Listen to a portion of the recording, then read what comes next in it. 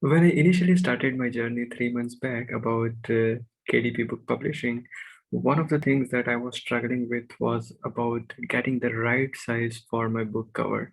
And I have seen a lot of documentation on Amazon site as well. But more I read, more I was getting confused and I was not having enough time to do the bit of a research. So at that point of a time, I identified one of the tricks to get my book cover always right, and that is something that I'm going to share with you in this today's video.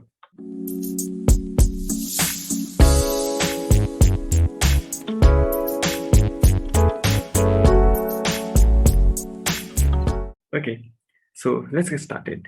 So I quickly glanced through all of this documentation, but I felt that the more time I'm spending, I'm just wasting my time and I'm not kind of getting something that I actually want out of it. And I was getting more confused. I don't know, somehow it was not working for me.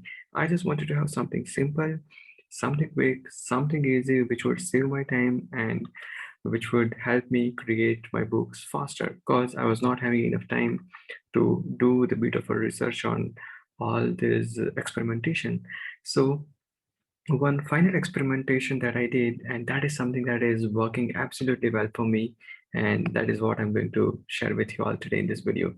So here is my trick. Basically, what I do is, okay, as I shared in earlier video as well, whenever I want to create a book, okay, so I just first decide that, okay, what is the book size that I'm going to create? It is 5.5 by 8.5 or 6.5 by 8.5 and all those.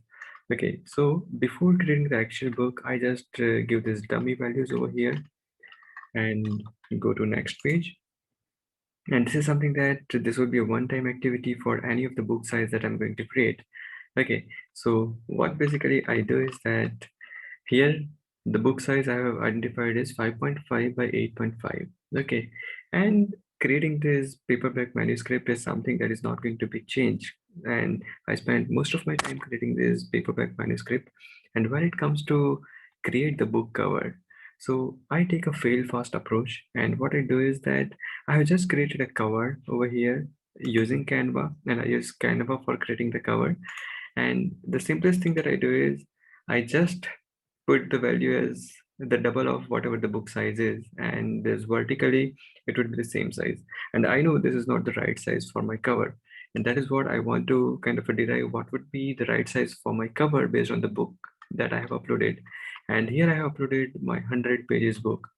So in order to derive what would be the right size for my book, so I kind of depend on Amazon KDP's algorithm when it is kind of actually launching the preview, right? It gives me over here what is the actual cover size that it is expecting. And here, this would be the absolutely right precisions that KDP has given. And I know that if I'll be using this precisions and I'll be creating my cover with this dimension, I'm never going to be wrong.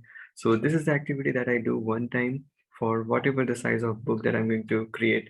So after that, what I just do is that, okay, I just take this value 11.475, go to Canva, and then the next one was 8.750. 8.750, create a design, and this was the original design that I had. I copy it, paste it, then select this cover color as well. Okay, from here, I'll be choosing this cover color, and the next thing I do is that in order to make sure that it is kind of properly created. Okay, so with this, I just make sure that I have kind of evenly distributed my front page. And then I finally download this cover and upload it. And this trick has helped me a lot. So this is one of the tricks that I wanted to share with all of you. If you are someone who is very new to KDP and are struggling like me in order to write cover size for your book, then this one trick could help you a lot. So this was it. And in the upcoming videos, I'll be sharing something more fun, more interesting, and my even KDP income journey reports as well. So in case if you're interested to know all this, make sure that you hit the subscribe button and click that bell notification. I'll see you in the next video. Thank you very much.